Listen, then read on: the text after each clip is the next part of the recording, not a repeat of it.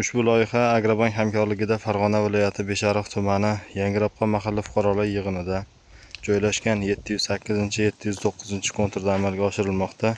Bu yerga 90 basta o'simligi piyoz ekilgan bo'lib, ochiq maydonga hozirgi kunda mana zo'g'atalash, ya'ni zo'g'atalash davriga yetib kelgan. Bu yer maydoni 10 gektar bo'lib, 30 ta dehqon xo'jaligiga bo'lib berilgan. Har bir dehqon xo'jaligi uchun 33 sotik maydondan to'g'ri keladi.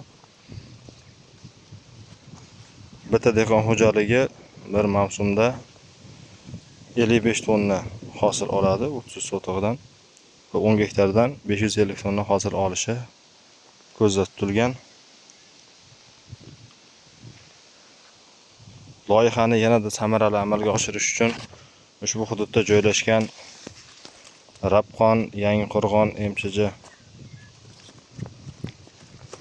lider tadbirkor sifatida biriktirilgan.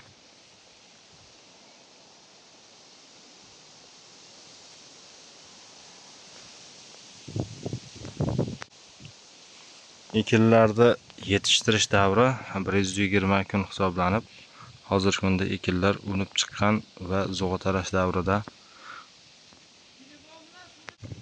Ochiq maydonga ekilgan qizil piyozimiz zamonaviy usullar bilan agrotexnik tadbirlar o'tkazilyapti. Hozirgi kunda mana sug'orish ishlari amalga oshirilmoqda. Bundan tashqari mineral o'g'itlar solib parvarish qilinmoqda. Kelajakda bu gektar kontur maydonni yanada kengaytirish